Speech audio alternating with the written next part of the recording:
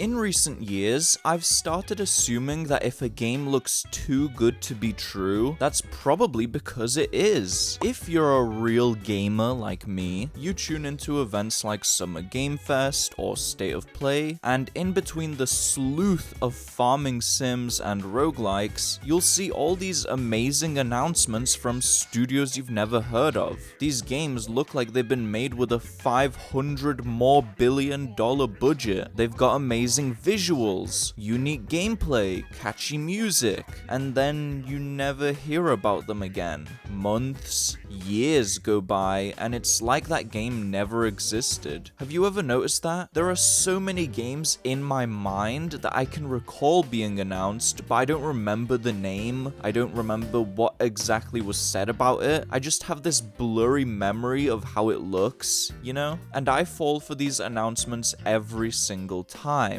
And most of the time, I'm disappointed in one way or another. But that's not always the case. By some miracle, sometimes these games that look too good, that look impossible, actually do release. And I want to talk about some of those with you right now. The big one that's the talk of the town is the upcoming not RPG Crimson Desert. Every time I saw clips of this game, I was thinking, this is too much. There's no way it can be real. It's like, not only does the game and map look visually fantastic, but it's got good combat, it's got a living, breathing world, and it's not made by Rockstar. It can't be. And this thing is packed with almost impossible sounding features. Like the other day, I saw that it'll have a fully dynamic weather system which will affect cutscenes and fights based on temperature, altitude, wind, precipitation, and more. Like, what are we doing, dog? But with them hyping it up more and more as we get closer to release, I can't lie, I'm a converted man. It's made by the same guys behind Black Desert Online, which was a ridiculously good looking MMO for its time, and this information is where a lot of my current optimism is stemming from. The thing about Crimson Desert is that it looks like 10 AAA games crammed into one experience. You've got some Red Dead 2, you've got Dragon's Dogma, a little bit of Witcher, Shadow of the Colossus, Skyrim. It's insane. It's like the devs have been dipping their fingers in all of these IPs and picking and choosing certain mechanics as inspiration. They're trying to make a game that's a combination of all of our favorites, like the all-in-one definitive game. It's all very exciting, and at this point, I'm fairly confident that this is real, what with all the footage they've shown. The only thing to be worried about is potential performance issues, but every AAA game has those anyway, so we're just gonna take that like good little boys. However, I'm personally not that excited for Crimson Desert, and there's a very simple explanation for why. It's trying to do too much. If it was a fantasy game, fine. If it was sci-fi only, okay. But this game has aerial fights, it's got town management, it's got robots, all these mini games, and I don't know, it just doesn't seem like it'll be for me. It seems like it's lacking focus, it's trying to appeal to as many people as possible, and I prefer quality over quantity. What can I say? I'm a connoisseur. That's not to say that Crimson Desert won't be great. I'll probably be copping it day one to sample it, but I'm currently not as hyped as everyone else. Let's see if I'll be eating my words come March.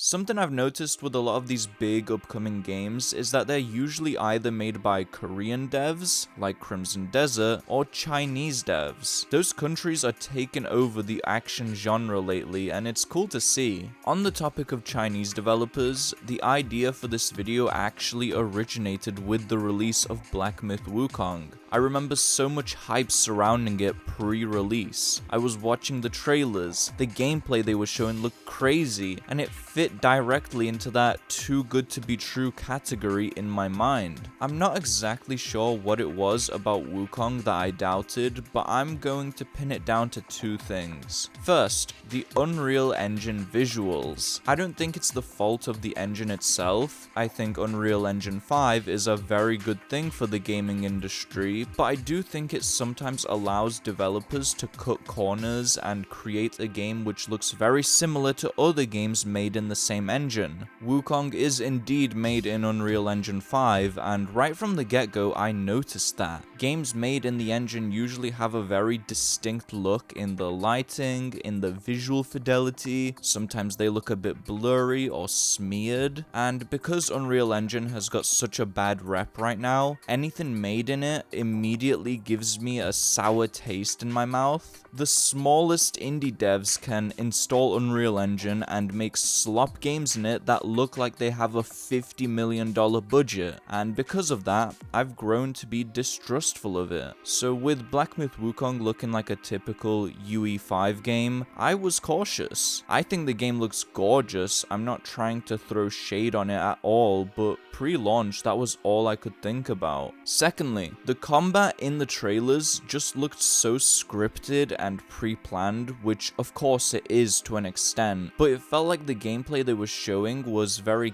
careful and a little too polished. Welp, we now know that's literally what Wukong's combat is like, and I still can't believe it. They managed to pull off making the gameplay look and feel exactly how it does in the trailers. It's so cinematic and intense. Well done, developers. Give me a kiss. It's one thing to have your game look pretty, but it's another for it to be confused for real-life footage. Bodycam and Unrecord are examples of how we thought games looked like when we played them as kids.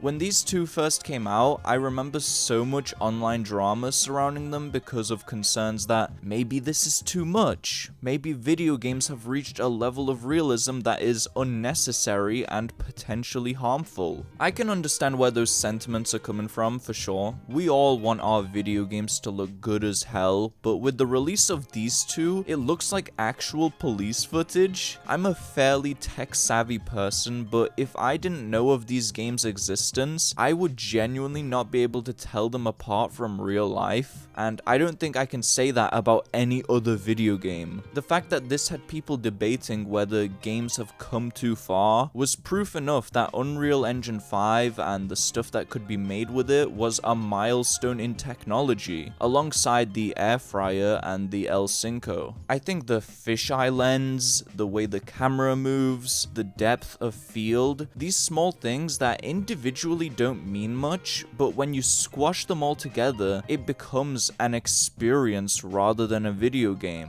I can't believe we're living in an age where something like this is possible. It also makes me wonder how Bodycam and Borderlands 4 have similar performance on top-end PCs. Something isn't quite adding up here, but that's a discussion for another time. This next one is weird, but I'm hoping you can relate. Oblivion Remastered felt like a fake game while I was playing it. Now, remakes and remasters are obviously not new to gaming, they happen all the damn time, but there was something about seeing Oblivion, an absolute classic from 2006, in a new light like this. This kind of goes back to the stuff I said about Unreal Engine's distinct look. I remember in my first few hours of Oblivion Remastered, it just felt so surreal playing it, like this was a prank and the game didn't actually exist. It kind of looks like those clips of Mario in photorealistic landscapes, or how out of place Sonic looks in Frontiers. That's how Oblivion felt to me. The original game was so janky, sometimes pretty, but a lot of the time ugly, and seeing that translated in modern, up-to-date graphics was almost uncanny. Like, elves and orcs looked very charmingly silly in the original game, but in 4K, high definition, high-res textures, it just looks odd. It kind of reminds me of these images. A lot of the landscapes too, especially all the grasslands and forests, looks like an Unreal Engine asset flip.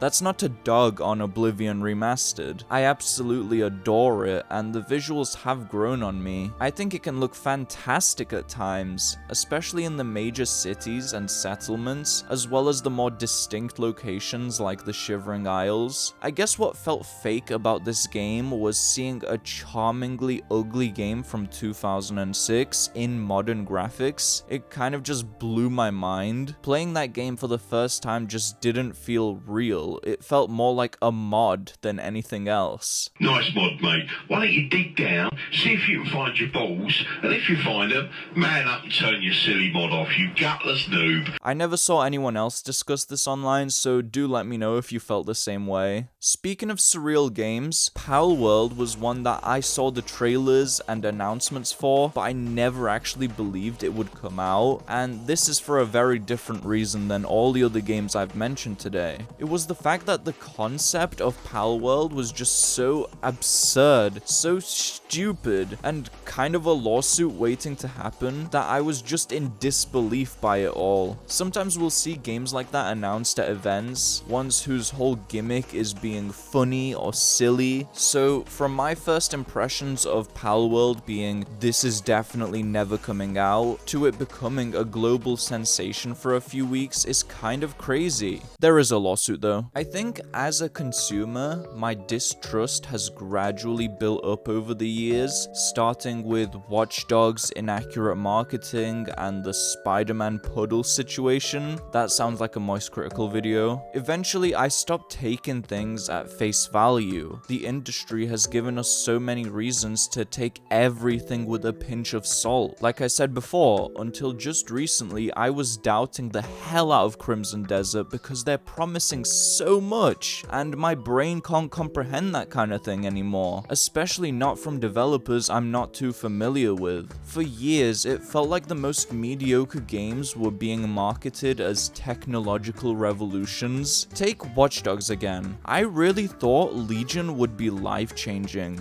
I'd always dreamed of a game where you could play as anyone you see on the street, but we all know how that turned out. Studios kept over-promising, banking on gimmicks, and hoping that would be enough. Our brains have been trained to doubt anything that looks remotely great. We're always thinking there's got to be a catch. But in recent times, the impossible keeps happening. We are getting games with combat that looks naturally cinematic, visuals that look like real-life footage, experiences packed with so many mechanics and mini-games that it feels like 5 different games mushed into one. It's a wild time we're living in. That's about it for this one. I'll probably be making some Crimson Desert videos when that drops, so if you are interested and excited for that, do consider subscribing. Have a great day/night. I'm gonna clock out now. See ya.